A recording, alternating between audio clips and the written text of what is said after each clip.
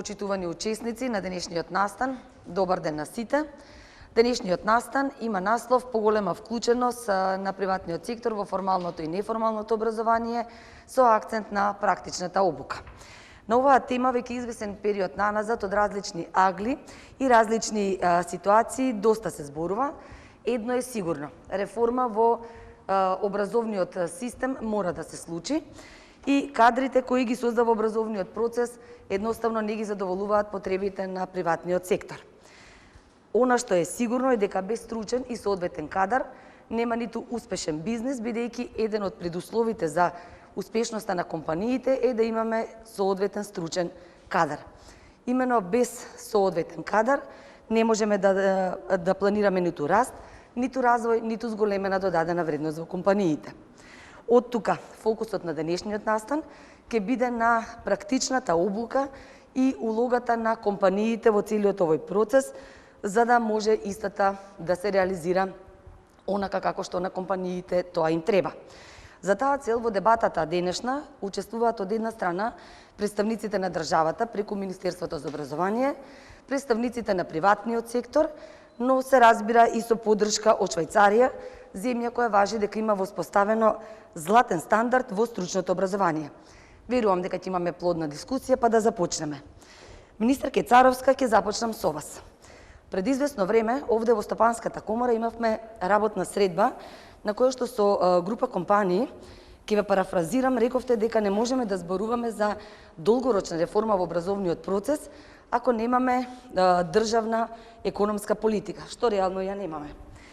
Во отсуство на таква поставеност, какви политики и чекори се потребни да се преземат за да можеме да одговориме на барањата на компаниите и на одреден среден рок да понудиме функционална соработка помеѓу економијата и образованието. Повелете. Ви благодарам многу. Навистина ми е драго што сите заедно во ова партнерство тргнуваме поинтензивно да го реализираме средното стручно образование и да постигнеме национален златен стандард, следејќи ги препораките од Швајцарија, каде што моделите сме ги виделе, секако и од други земји, но важно е да создадеме услови во нашата држава и тие стандарди кои што ќе ги создадеме да може да ги следиме и да ги надополнуваме. Затоа јас воведувањето на средно стручно и обслужувањето со кадар кон реалниот сектор го гледам на две нивоа. Едно е краток рок или брзи промени кои што ќе дадат прилагодување и поврзување, и второ е на среден и на долг рок. Нешто кое што значи стратешка инвестиција понатаму во средно стручно. За да постигнеме брзи промени, наредната година, од јануари до март, заеднички со Стопанска комора и со сите локални чинители, ќе водиме дискусија или социоекономски диалог, кој што не се водел, нема да зборувам зошто не се водел, но на локално ниво не се дискутирало кои се потребите на реалниот сектор, за да се донесе одлука кој профил ќе се верификува во таа општина или во тоа средно училиште.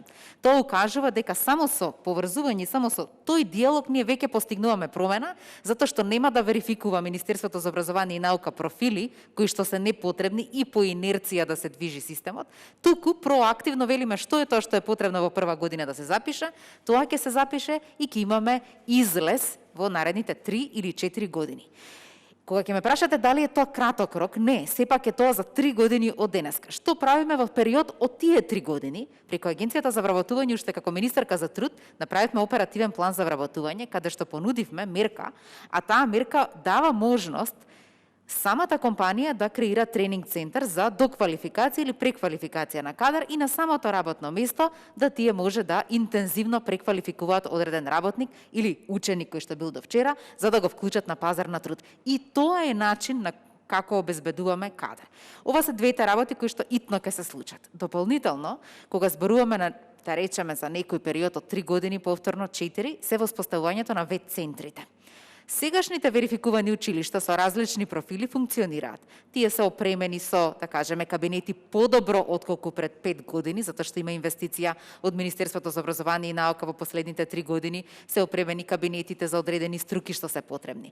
Но вет центрите кои што се воспоставуваат со поддршка на европската делегација, но исто така со инвестиција од Министерството за образование и техничка и да речеме секаков тип на поддршка во делот на организација и верификување на профили и опрема од страна на Швајцарската развојна агенција, Тие вет центри треба да почнат да служат како ресурсни центри во регионот, не само да верификуваат кадри, туку истите тие профили кои што се верификуваат таму да имаат влез во компаниите и да компаниите се вклучат во обука. Тоа е едниот дел од вет центрите, но вет центрите ќе треба да имаат еквиваленција помеѓу формално и неформално образование или да верификуваат курсеви каде што на брзо, да речеме на брза лента за 6 месеци до 8 месеци ќе може да преквалификуваат работник во интерес на компаниите. И тоа ќе треба заеднички со компаниите да се воспоставува. Ова велам е за 3 години од денеска. Ние ги имаме верификувано кои се тие профили заедно со Стопанска комора, лоцирани се училиштата. Училиштата се превземени од локално ниво на централно ниво. Заедно со Швајцарската развојна агенција со амбасадата се направија технички спецификации каква реконструкција е потребна, финансиски средства за реконструкција се обезбедени и истото тоа треба да стартува ова 2021 година и да заврши во 2022 година. По примерот на тие вет центри, јас очекувам дека тие со интензивна соработка помеѓу сите нас ќе дадат ефект да и во другите 5 региони развиеме вакви вет центри и тоа да бидат местата и за формално и за неформално стручно образование од каде што ќе продуцираме само потребен кадар. Сега во моментот имаме стручни училишта кои што продуцираат кадар кој што е непотребен на пазар на труд, наспроти тоа да продуцираат она кое што е потребно и да не забораваме од оваа година ја променивме и политиката на стипендирање. До сега државата воопшто не стипендираше средни технички училишта, за прв пат воведовме можност да ги стипендираме техничките училишта и гледаме дека ниту учениците не се навикнете да аплицираат. Затоа сега отвараме малку поширока група на ученици да аплицираат и ги испуштаме критериумите за да видиме дека понатаму и во делот на уписна политика која врзете со стипендирање, во тој момент ќе имаме подобри резултати. Оваа година не ја фатив уписната политика, малце подоцна дојдовме, но за стипендирање политиката ја променивме веднаш, а наредната година и уписната политика ќе ја промениме согласно верификацијата на профилите кои што ќе ги направиме заедно со реалниот сектор. Многу ќе преминеме на странското искуство. Амбасадор, ќе доаѓате од земја со врвно стручно образование. Што е тоа што токму вашиот образовен систем е посакуван и од компаниите кои што функционираат во нашата земја?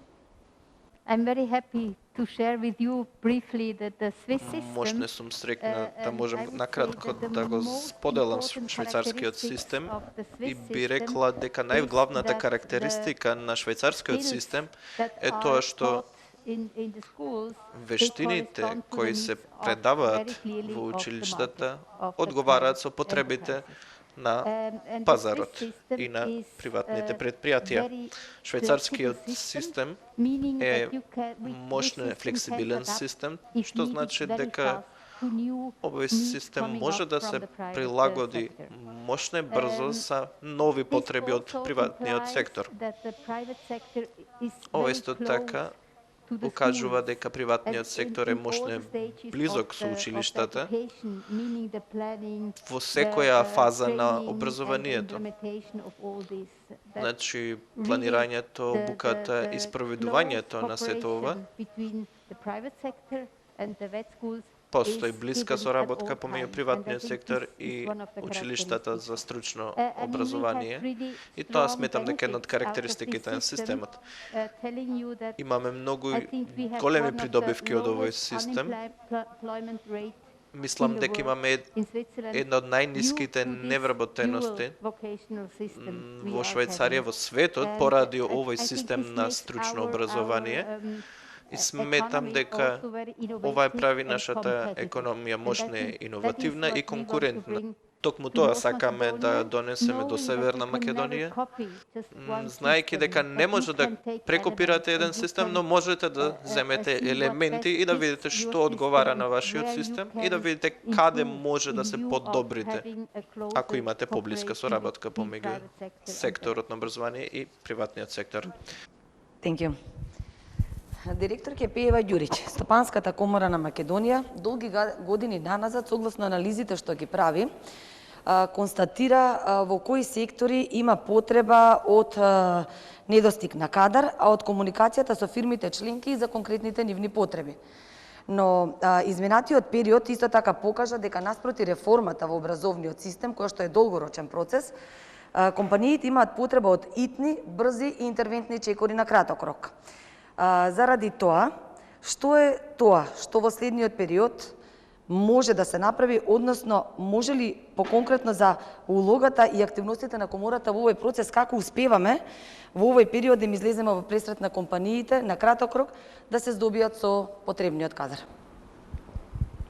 Благодарам на прашањето. Значи, пред се би сакала на почетокот да истакнам дека Стопанската комора на Македонија многу сериозно и активно почна да го следи, да го третира прашањето за образованието, а согласно тоа и потребите за измени и одредени реформи во образовниот процес согласно укажувањата и насоките кои што ги имаме од нашите компании членки.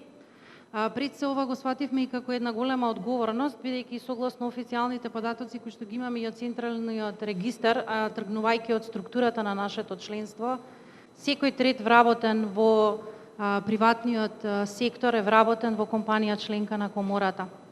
Од тука и нашиот ангажман како комора започна многу посериозно и системски да ја следи оваа тема уште од 2007 година. Од тогаш до сега се направени бројни анализи. И јас би се задржала на податокот само кога станува збор за недостаток на стручен кадар, на последната анализа изработена оваа година, која што упатува на тоа дека 62% од нашите компании членки се соочуваат со недостаток на стручен кадар, и тоа за занимања од машинската, угостителската, хемиската, електротехничката струка. Како што напомена и министерката Царовска, ние пред 2-3 месеци имавме еден заеднички состанок на кој што отворивме една поширока дебата на оваа тема. Знаеме каде треба да ги лоцираме и каде треба да ги бараме решенијата на овие проблеми. Прво, тука во овој сегмент го спомнавме и моментот за потребата од промена на уписната политика, и при тоа се надеваме дека ќе бидат земени во предвид анализите кои што ги прави комората и да дојдеме до моментот кои се оние потребни квалификации за воиднина.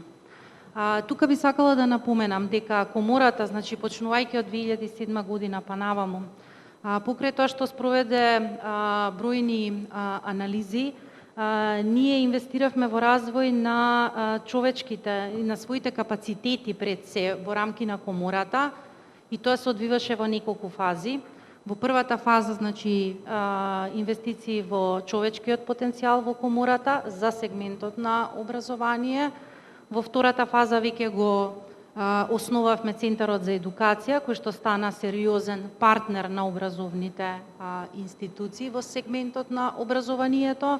И сега веќе, ако може да кажеме дека се наоѓаме во третата фаза, значи сега сме дојдени до моментот кога ја следиме, значи, визијата, насоките, програмите и идниот развој на образовниот систем во земјата. Она што представува наше задоволство е што во изминатите години ние успеавме да станеме вистински мост кој го поврзува реалниот сектор со образовните институции, станавме промотор на стручното образование согласно потребите на компаниите.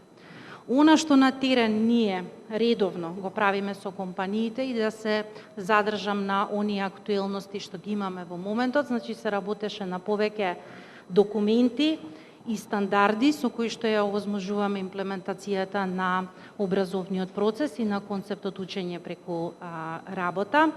Значи, за потребите согласно укажувањата на компаниите, за нивните потреби и заедно со нив се изработија во изминатиот период 85 образовни програми за квалификации.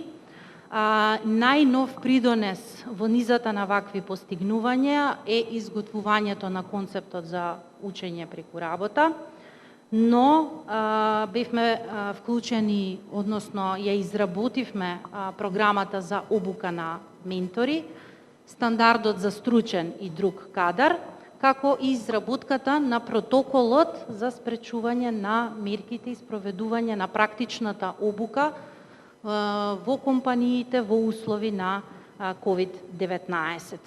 Во моментов, она што комората го работи активно, заедно со Министерството за образование и наука, е тоа што сме вклучени и во работата на новиот закон за стручно образование. како и подготовката на компаниите од наша страна за реализација на практичната обука во самите компании. Во изминатите неполни 2 години, значи ние успеавме да обучиме од 245 компании вкупно 300 ментори и процесот на верификација досега го имаат поминато над 25 компании.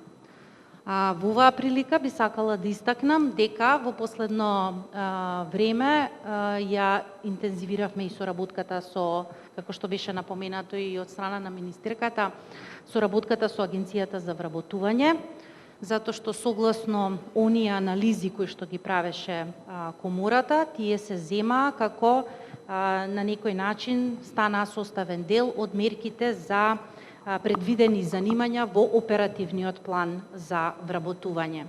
Последна и најнова активност која ја реализираме, а и во насока на унапредување на дигиталните процеси во овој систем, е тоа што со поддршка и помош на проектот ИФОРИ се работи и изработено всушност едно софтверско решение, една дигитална платформа за поврзување на компаниите и учениците за спроведување на процесот на учење преку работа, а на наше задоволство Стопанската комора на Македонија врши администрирање на самата платформа.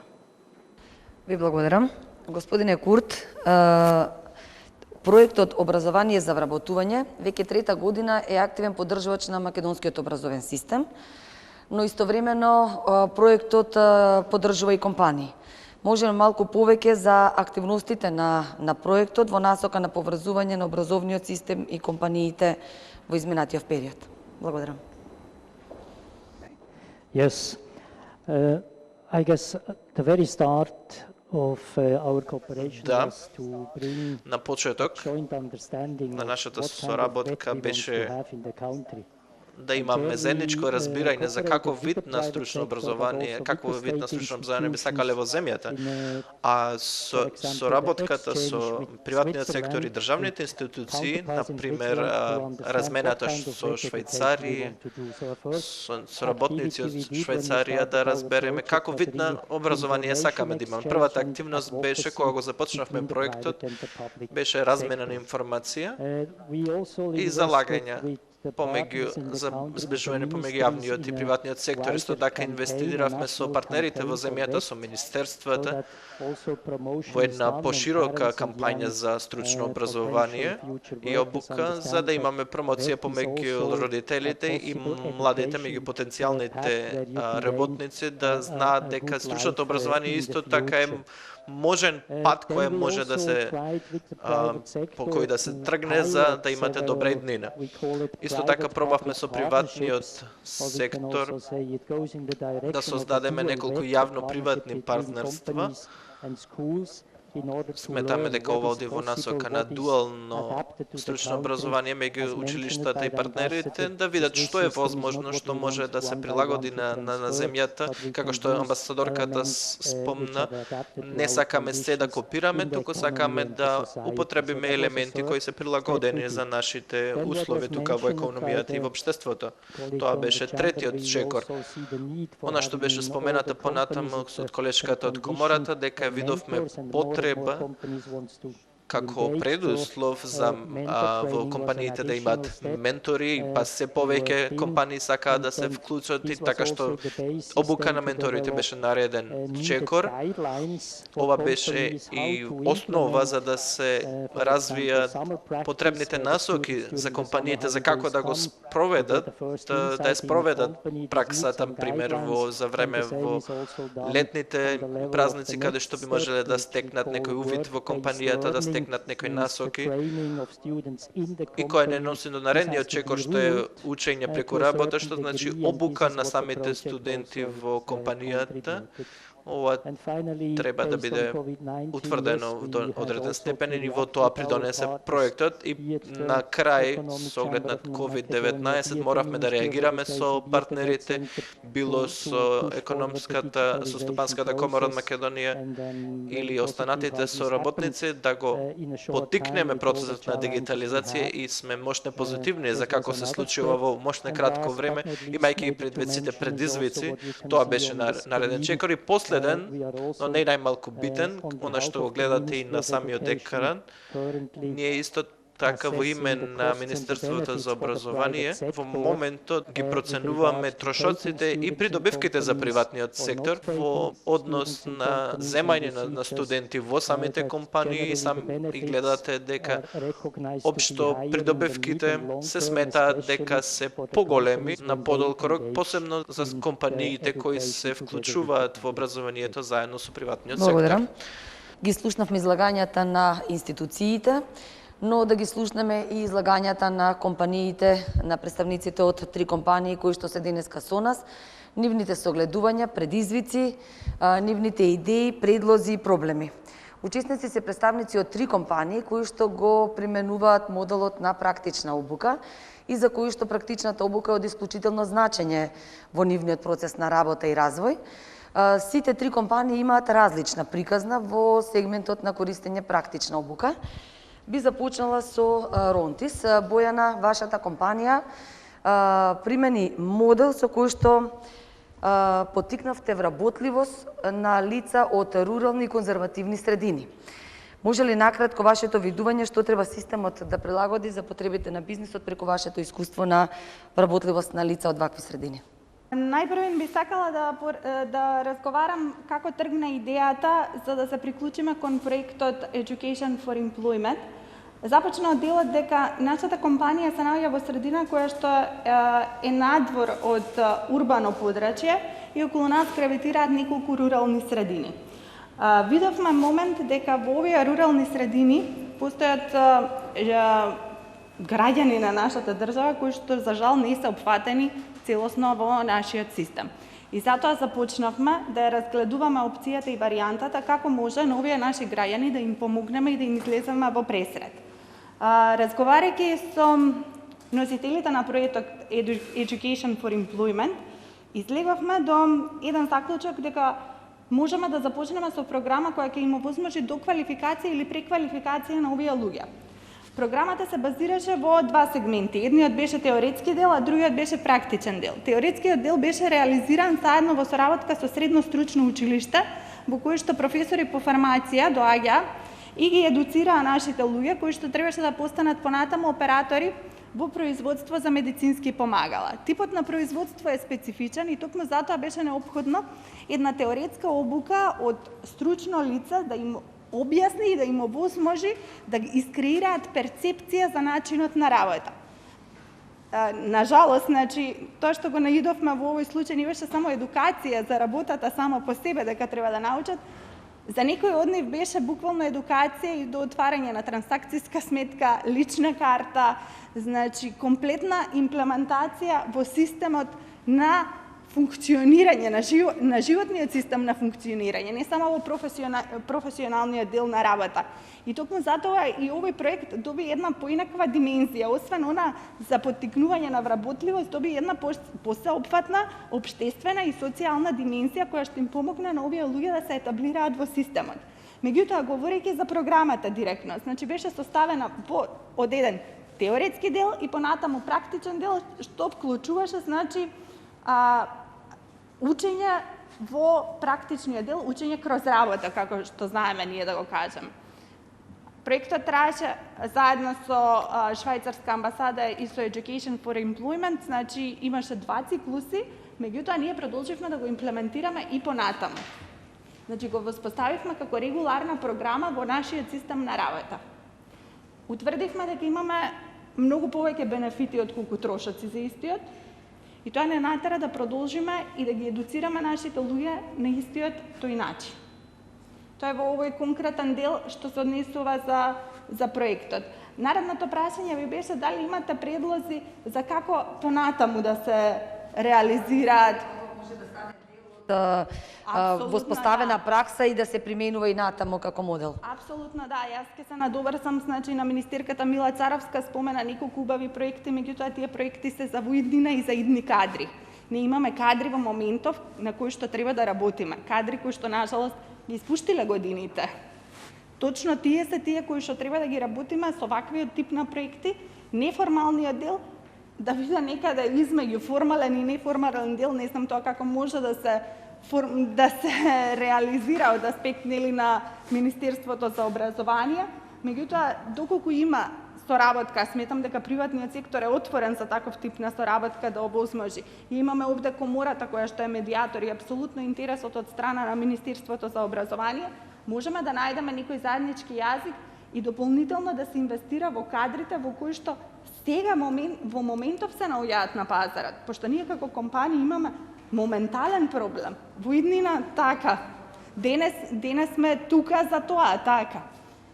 И сметам дека на тој начин може апсолутно, значи со ваквиот тип на обуки и неформални проекти, па и формализирање во самото образование, да се постигне ефектот кој што го сакаме и го очекуваме. Кога разговаравме, кога се подготвувавме за вашето учество, само уште едно прашање со вас ќе поставам. Освен оние специализирани обуки за конкретна работна позиција или професија, и со вас и со господината Сонја од Баумер напоменавте еден сегмент дека ви е многу повеќе потребно обука за вклучување во процесот на работа на работниците, дека се соочувате со еден таков проблем сега, да кажеме со сериозна потреба работниците да ги обучите за воопшто нивно влегување во работниот процес, наспроти изучување на конкретни програми и специализирање на работни позиции. Споменавме дека постојат два сегменти. Значи, едниот сегмент е доквалификација и преквалификација на луѓето и вклучување на истите во работниот процес, меѓутоа другиот сегмент на кој што и компаниите треба да работат, апсолутно дека и државата треба да работи на тоа е континуирана едукација на персоналот на сите нивоа. Ние се соочуваме со проблеми дека не секоја компанија е во можност да инвестира во образование на своите вработени. Нивните вработени остануваат на едно ограничено ниво и понатаму пазарот на трудот не е конкурентен. Конкурентни се само оние во кои што компаниите имаат инвестирано. Значи, ние се соочуваме како компании за високо квалификувани работни позиции, луѓе кои што се потребни за тие позиции, буквално да биде борба на пазарот за да ги добиеме истите. Затоа што неколку компании, стотина се тие кои што инвестираат во образование на нивните кадри. Треба да ги поттикнеме и останатите компании да инвестираат и на тој начин некако да се поткрене целосно квалитетот на работна сила. И затоа тогаш и кога разговаравме, кога се подготвувавме за самиот настан, ги споменав како два различни концепти. Едниот е доквалификација и преквалификација, а другиот би го рекла континуирана едукација и тука ни треба поддршка од сите нивоа. Благодарам. Сонја, фирмата Баумер имаше активност на обука тренери за тренинг за тренери. Може ли поконкретно за каква обука станува збор во вашата компанија? Добар ден на сите. Значи, Баумер е компанија, една од странските инвестиции која се наоѓа во технолошките индустријски зони. Таа е една од 30-тината компании кои што во моментот во Македонија се распределени во различни региони и вработуваат некаде од прилика 30.000 луѓе. Тоа е една, би рекла, голема бројка со оглед на тоа дека некаде од пред 10 години ги вработува овие луѓе. Период пред кој што, да речеме, тие компетенции, тие индустрии беа непостоечки во државата. Баумер е швајцарска компанија која што се отвори пред 2 години тука и од лани е веќе со производство започната. Ние се вклучивме во проектот Education for Employment како швајцарска компанија да дадеме поддршка и да покажеме преку нашиот пример дека таквите добри практики даваат резултати во работниот процес. Практично станува збор за тренинг на тренери или учење преку работа, кој што го спроведовме за еден работен процес кој што го воведовме кај нас. И за таа цел имавме група на луѓе кои што беа испратени на долгорочна обука во наша сестринска компанија. и потоа тие се вратија и служеа како тренери за зголемување или проширување на тој оддел, кој што денеска е дуплиран од бројката која што оригинално ја трениравме. И тој модел е практично применет во сите компании кои што воспоставуваат нови процеси, кои што воведуваат нови работни линии и како што кажа Бојана, тоа се компании кои што се свесни дека тоа е инвестиција која е неопходна за воспоставување на процесот и за квалитетно имплементирање на производството. Сега, јас би зборувала малку и за придобивките од дуалниот процес, кој што ги немаме се уште тука, меѓутоа Баумер како компанија ги применува и како ги има во Швајцарија. Во моментот во нашата компанија во Швајцарија има 50 млади деца, ке кажам деца, бидејќи тоа се деца од средно стручно образование, кои што работат во Баумер. Кога велам работат, тоа значи дека системот е малку поинаку поставен и би се согласила и со амбасадорката, и со министерката, и со сите говорници тука, дека не станува збор да го реплицираме во целост системот, туку треба да видиме кои се тие придобивки што може да ги имплементираме кај нас. Што е тоа што го гледаме како Баумер, како придобивка од раната вклученост на младите луѓе во работниот процес. Значи, кога ќе имате едно дете од 16 години, кој што е 3 дена во фабриката, и тоа има договор за работа, со јасни задачи кои што треба да ги исполнува, значи тоа од самиот старт е вклучено во работниот процес, може да види што е работен процес, што е процес, каде се наоѓа тоа во процесот, што се работни процедури, упатства за работа и така натака, како тој процес корелира со останатите процеси, бидејќи во голема мерка тие деца се ротираат по различни оддели, за да може да видат какви се тие процеси во различни оддели.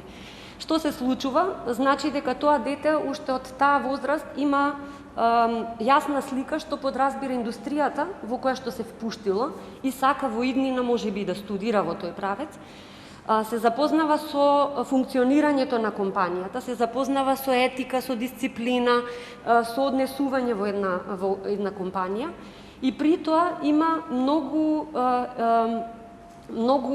конкретен случај каде што се подкрепува менторството.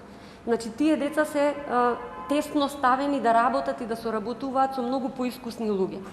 Ова дозволува децата да го видат работниот процес, да видат што им овозможува, дали тоа е доволно предизвикувачки интересно за да продолжат во иднина да го работат, што значи дека после 3 години работа во компанијата, тоа дете веќе знае дали сака да се запише и понатака да оди да студира, или пак и со тоа ниво на образование, а голем број, значи 75% од учениците во Швајцарија одбираат да се вклучат во стручно образование и 85% од тие 75% не продолжуваат на факултет или продолжуваат подоцна. Тоа значи дека системот, како што кажаат и Курт и амбасадорката, дозволува со понатамошни сертификации да се дообразуваат и тоа е доволно, меѓутоа системот ги препознава тие. Значи, не мора да бараме луѓе кои што ќе бидат со факултетско образование за да ги вклучиме во процесот. Значи, и индустријата, и образовниот процес го дозволуваат тоа и е препознаено и од едната и од другата страна како придобивки. Тоа што ние сметаме дека треба да се направи, како што истакна министерката, имаме долгорочни планови и краткорочни планови. Јас би се фокусирала повеќе на долгорочните планови, бидејќи тоа ни го поставува патот за воиднина. Кога веќе зборуваме што ни треба краткорочно, сите, како што кажа Бојана, се бориме во моментот и свесни сме дека кога ќе превземеме еден работник кој што претходно работел во компанија, во која што ваквите добри практики се применуваат, тоа ни е гаранција дека добиваме барем 85% спремен човек. Ние зборуваме за компетенции и вештини. Дали можеме ние курикулумите да ги прилагодуваме на потребите на секоја компанија? Апсолутно е нонсенс. Ние сме една држава од 2 милиони, не сме од 80 и 100 милиони, за да можеме ние да правиме tailor-made програми да одговараат на Баумер, на Ронтис или на Алкалоид. Ние бараме компетенции кои што се неопходни за човекот да се вклучи во работниот процес. Вие имате фирми кои што во технолошките зони, јас зборам за технолошките бидејќи ми се најблиски, кои што имаат по 6, по 4.000 луѓе.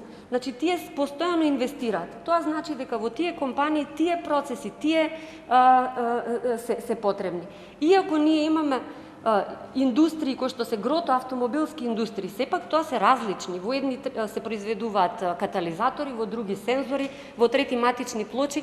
Меѓутоа имаме некои општи вештини кои што ни се на сите заеднички. Дали ќе биде тоа лемење, дали е тоа логистика како гранка која што е исто така многу потребна, дали е работење со оперативни системи.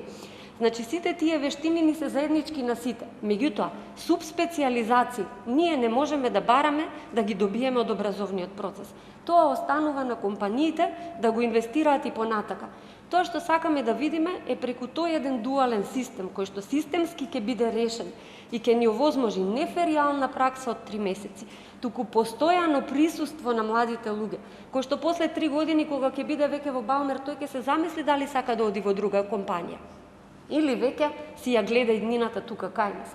Значи, тие вештини за краток рок што ни се потребни, да, можеме преку краткорочни решенија како креирање на некој тренинг центар кој што ќе ги обезбедува овие обуки кои што континуирано ќе врват во согласност од тоа што се тековните потреби за да не ги задоволат и да не ги смират, да речам, моменталните болки.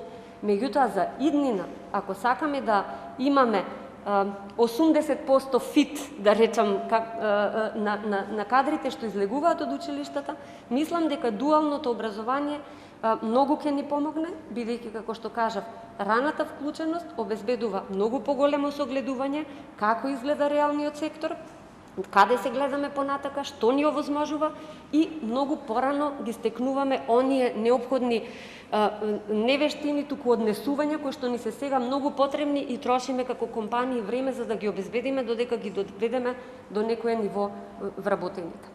Ви благодарам многу. Никола, Алкалоид е бренд кој слободно може да констатираме дека континуирано има потреба од нова работна сила. Тоа компанијата го докаже и сега во време на пандемија, кога континуирано имате нови вработувања и раст на бројот на вработени. Кадарот на пазарот јасно е дека не ги задоволува вашите потреби и стандарди. Соработувате и со средните училишта, користите и проекти од можностите што ги нуди образование за вработување. Кој е вашето гледиште за воспоставување на систем за обезбедување кадар сега веднаш за потребата на компанијата и пошироко на бизнисот? Благодарам за оваа можност да учествуваме како компании на ваков собир, да ги кажеме нашите размислувања и искуства. За тоа што се состои во вашето прашање, ние практично веќе активно работиме неколку години на обезбедување на кадар сега и веднаш за компанијата, заради тоа што се соочивме со сериозни проблеми од неколку димензии. Квалитетот на испорака на образовните курикулуми, заради тоа што не секогаш наставните програми се лоши.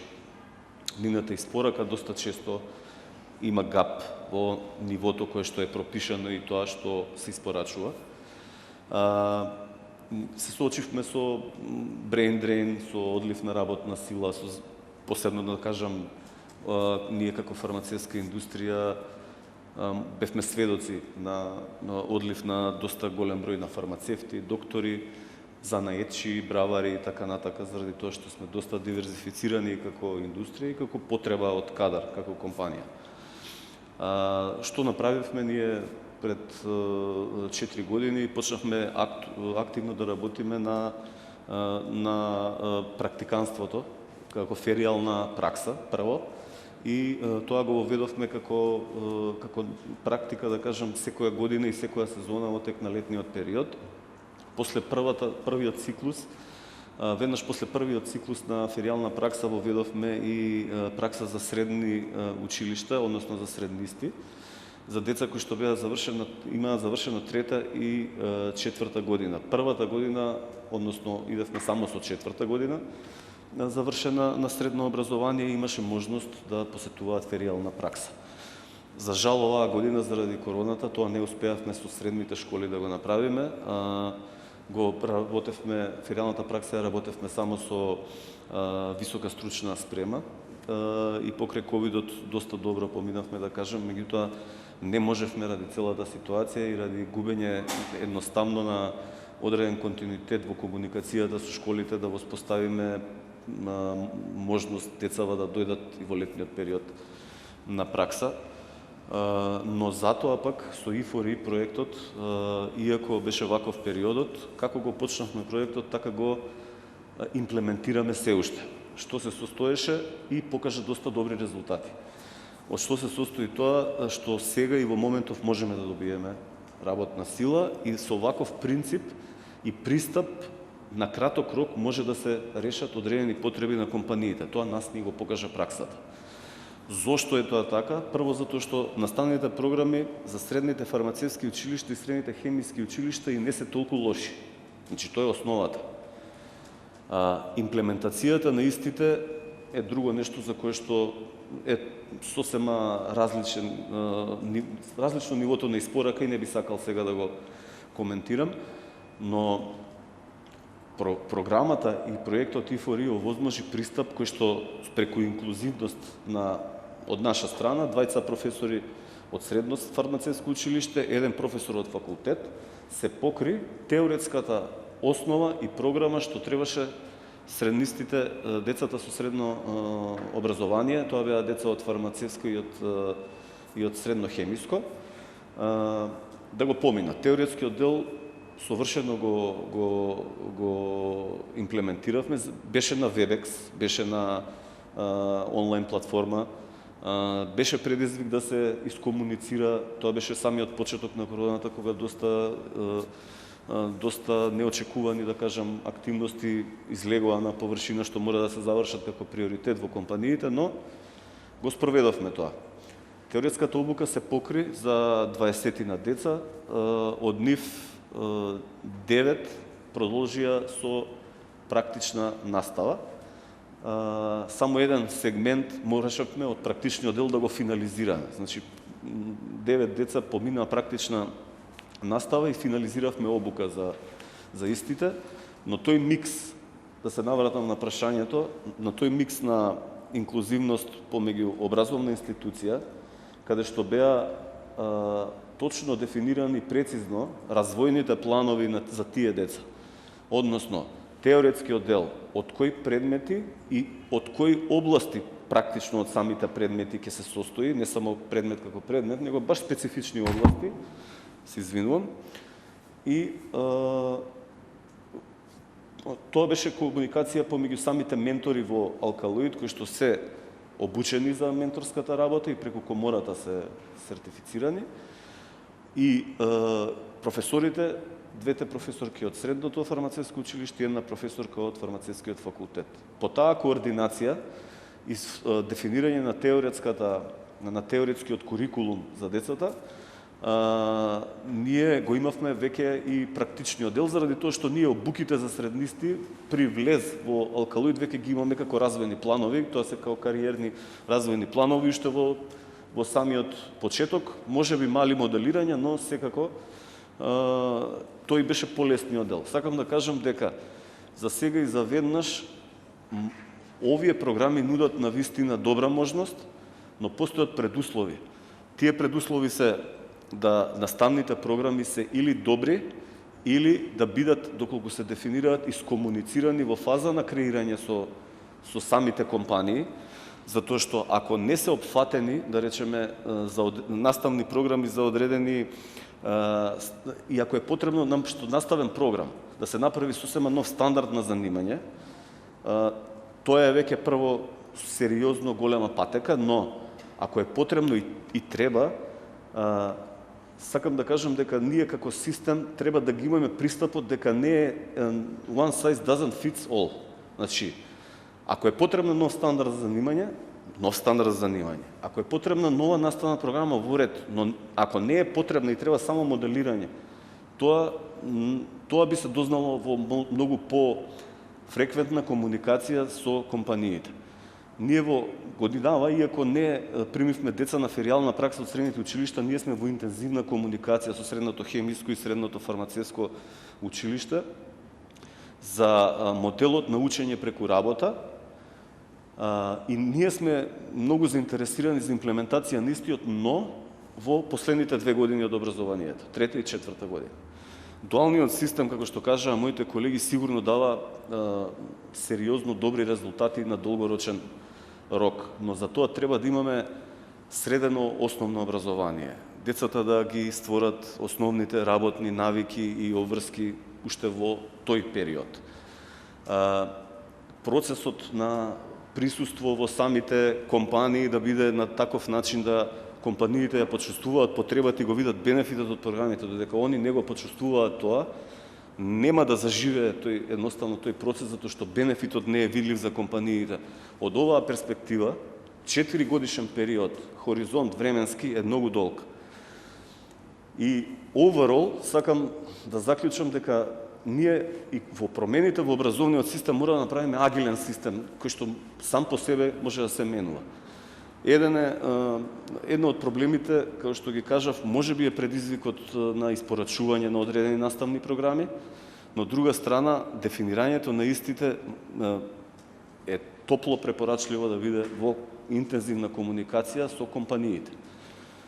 Можам само да замислам колку се различни имаме стандарди на занимања, но од нашата индустрија тие што се потребни во себе содржат одредени наставни програми кои што се добри, но основите за нивно имплементирање не се исполнети. Тука ќе дојдеме и до некоја друга точка со која што ја разговаравме со Даниела во нашата комуникација, тоа е и со компетентноста на кадарот во школите, во Министерството и така натаму, кои што треба да испорачаат сериозни промени.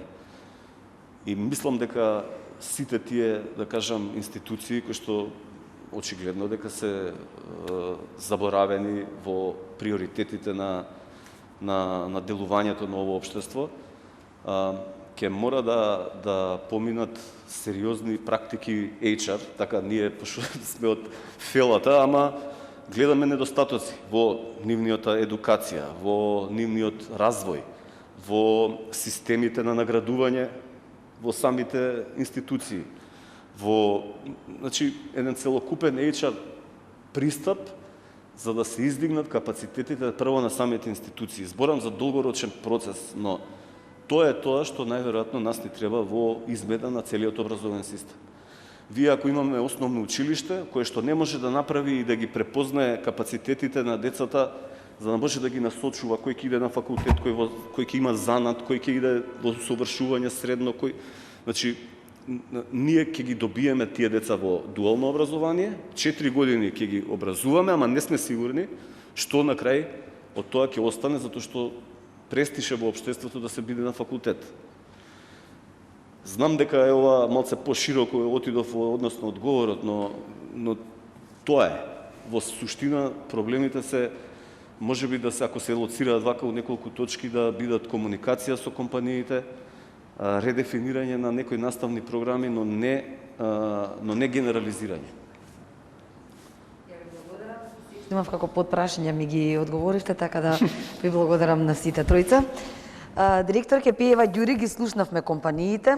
Посочивте во првото прашање кои се активностите ги презема Стопанската комора на Македонија. Знаеме дека комората е мостот помеѓу компаниите и образовните институции. Во интерес на пазарните потреби, кои се следните активности кои ги планирате со партнерите во проектот Образование за вработување?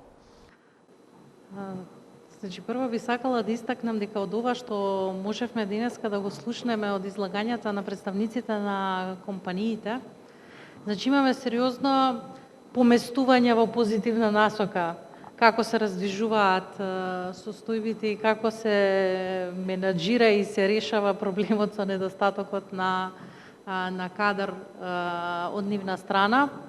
За жал неаме позитивни примери, можеби кај оние компании кои што се помали, кои што реално имаат и помали капацитети и имаат не се во можност и сами да издвојат значителни средства и да инвестираат и да се вложат во создавањето на сите овие и надградувањето на сите овие процеси. Се опфатија овде многу теми. Да, во еден сегмент зборевме за бенефитите на дуалното образование, тоа што и ние како комора и со Министерството, нели, во Законот за стручно образование ќе се настојува да настанат соодветни промени и уредување на тој систем, иако како таков систем, бидејќи ние доста често во нашата земја слушаме за германски модел, за австријски модел, швајцарски модел.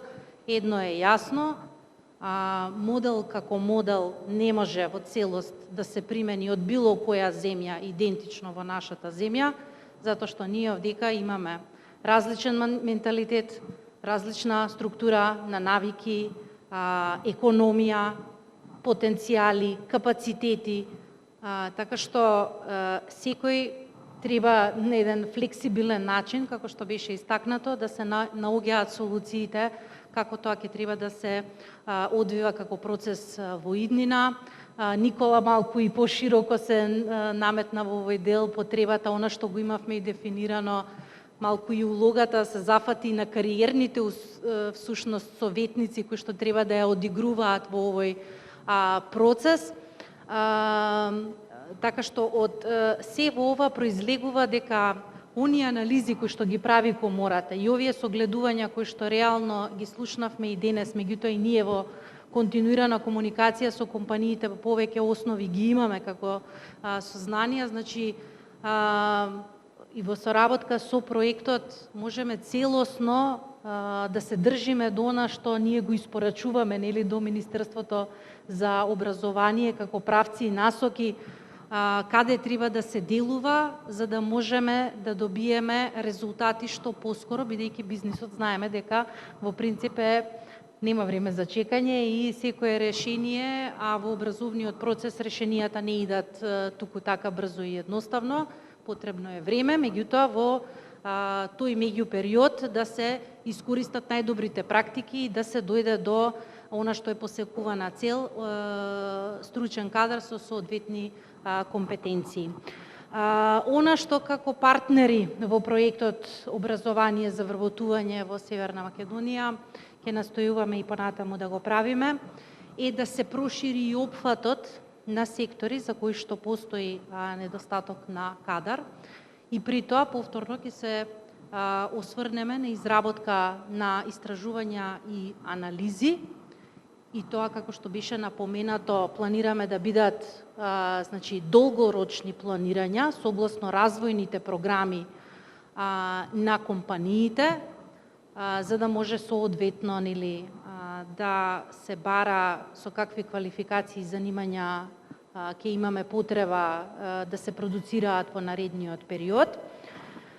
Ќе се продолжи и во насока на зголемување и унапредување на функционалноста на системот учење преку работа во средното и во високото образование. Преку проектот за очекување дека треба да се спроведат и дел на обуки кои што ќе бидат наменети за невработените лица со изработка на програми за обуки согласно потребите на компаниите во насока на зголемување на вработливоста. Меѓутоа, тука ќе бидат опфатени и во план обуки за подигнување на дигиталните вештини и на учениците и на невработените лица.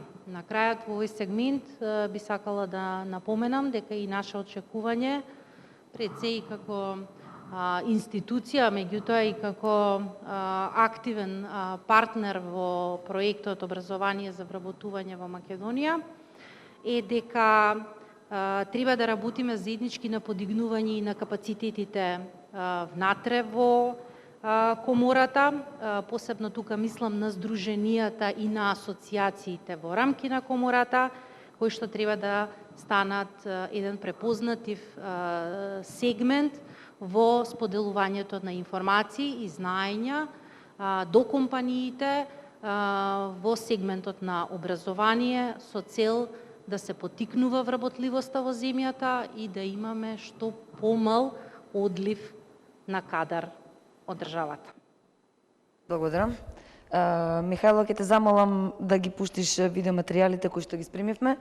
Ќе видите сега еден видеоматеријал кој што за жал нема тон, меѓутоа ова се кадри од посетата на министерката Царовска на две средни училишта во Битола и во Ресен. Како министерка од доаѓањето на позицијата прв човек на Министерството за образование правите и посети во компаниите кои работат во училиштата, се извидувам, кои што имаат насочени образовни програми. Може ли малку повеќе за она што на терен го гледате еве и директно со вашето присуство во средните училишта? Имате посета на Битола и на Ресен. Ова се две добри училишта со добро опремен и кадар, и кабинети, и опрема која што е потребна. Ово кажува дека тие се извршуваат во реалната пракса, но овие две училишта немаат никаков контакт со ниту една компанија. Во Ресен откуп имаат од страна на компанија, но другите, во Битола, например, имаме компанија која што печати, Киро Дандаро, тие немаат линк. А тие апсолутно може да служат на Киро Дандаро и Киро Дандаро може од тие кабинети да има и бенефит. Имаат сито печат, имаат нова апаратура, се што е потребно денес да сте конкурентни на пазар на труд, тие го имаат. Имаат дизајнерска струка, печатат на материјал, може да се поврзат и со, да речеме, текстилни компании кои што произведуваат, но тоа не го прават. И велиме, зошто дуалното образование успева во овие компании кои што Германска стопанска комора ги поврзала со компаниите, заради тоа што тие брзо се реорганизирале, направиле ментори и денеска децата се пресретни, зашто ги посетив и тие, жал ми е што ја немате таа продукција тука. Брзо се адаптирале компаниите, презадоволни, брзо се адаптирале учениците, школите презадоволни и од тука веќе излегува кадар. Првата вет матура ќе биде 2022, а пилот вет матура сега ќе имаме во 3 струки, кои што за прв пат ќе излезат. Тоа се спремни ученици. Во однос на овие училишта кои што се добро опремени, јас би повикала Стопанска комора заедно да ги посетиме и да ги поврземе итно со компании. Тоа не е НАСА, да речеме, некоја си наука. Тоа е едноставно комуникација, компанија, школа. Немаме многу ученици во средно техничко образование. Да ги поврземе и да стапат на сила уште 2021-2022 и ако сакате само прва година за да биде полесно, или и трета и четврта да ги вклучиме во овој систем, зашто овие школи директно спремаат ученици за на пазар на труд. Но жалосно е што тие повеќе сакаат да одат надвор него да останат дома, затоа што не ја гледаат понудата веднаш. Тука вика јас сакам да си одам во Германија, сакам да си одам во Швајцарија, не е важно, а дома има некогаш и подобра понуда од што замислува. И уште едно прашање за вас, каде ја гледате во иднина соработката на МОН и поддршката од Швајцарија, каде треба да се насочи во следниот период? Јас им благодарам на вистина, тие се рамо до рамо во овие 2 месеци со нас, нивните тимови заедно со мојот тим, морам да кажам, Министерството има жалосно слаб тим, сега се доекипираме, тие не поддржуваат и со дополнителни лица кои што ќе седат во Министерството за да се изгради сликата, затоа што дури нема ни слика, сите нешто работат и на крајот кога ќе речете ајде да ја видиме визијата која ви е за средно стручно, нема човек кој ќе го продуцира тоа. Така да од нив го гледам овој сегмент да продолжи во континуитет, да заеднички ги направиме вет центрите одличен ресурс кој што ќе служи, но исто така и во периодот на социјален диалог помеѓу јануари и март што ќе го водиме заедно со вас, да тие бидат тука и да не гледаат од страна, да видат што пропуштаме, каде можеме подобро во периодот на врзување помеѓу школите и реалниот сектор. Ви благодарам. Амбасадорке, на прагот сме на нова 4-годишна стратегија за вкупната меѓусебна соработка помеѓу Македонија и Швајцарија. Како го фокусирате развојот на образованието во рамки на оваа стратегија? Каде го гледате образовниот систем во рамки на оваа соработка? Education is key for many sectors.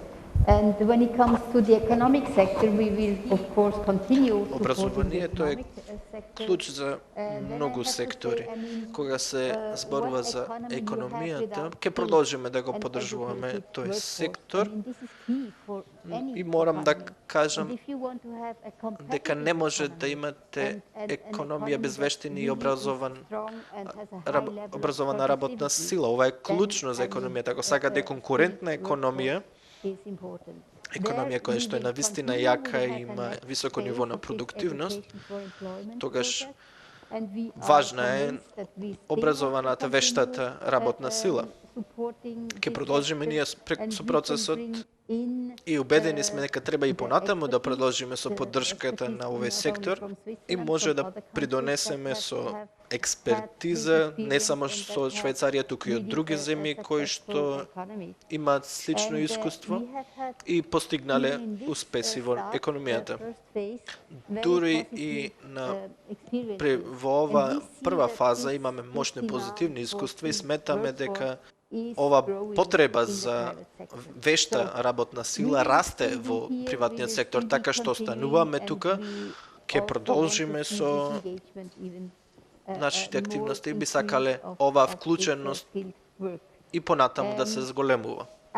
Знам и слушам од приватниот сектор често дека постојат отворени работни места, но тие не може да ги најдат образованите или вештите лица. Не дека не постојат работни места, постојат работни места, но има неусогласување помеѓу што се бара на пазарот и што нудат луѓето. Сметам дека во оваа земја се уште треба да се потикни работната сила. Би поддржала стручно образование и се надевам дека ќе соработуваме во иднина и со задоволство би учествувала во ова искуство. Ви благодарам. Господине Курт, како ќе ја преточите оваа стратегија во конкретни активности? Кој е планот за следниот период?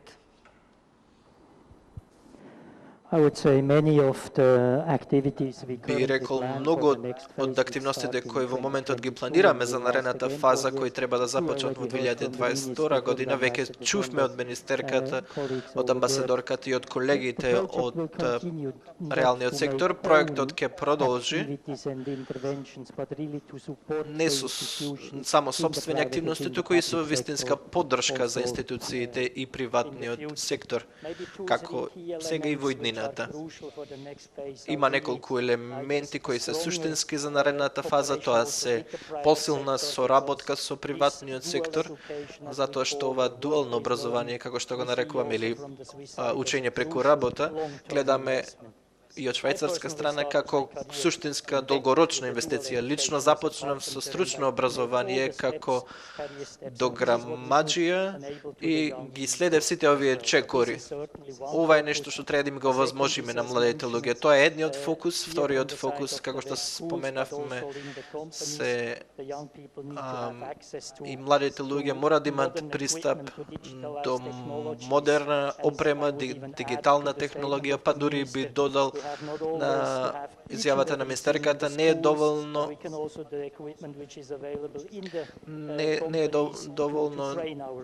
да се користи само опремата во училишта, туку може и во компаниите. Тоа е во суштина што представува процесот. И последно, што беше спомнато од амбасадорката, треба да ги интегрираме главните засегнати страни на стручното образование тука во меѓународни мрежи. Ова ќе пружи одржливост на долг рок, значи имате размена со други земји, имаме проект што ве поддржува, но проектите почнуваат и завршуваат. Ако имате веќе мрежи на ниво на Европската Унија, сметаме дека би било од полза и сакаме да им го пружиме на актерите во секторот тука. Ви благодарам. Тука би бил и крајот на овој денешен настан, со тоа што она што сакаме да го заклучиме како заклучна констатација од настанот е дека дефинитивно вложувањето на компаниите е многу значено, бидејќи државата препознава дека реформа во процесот мора да постои.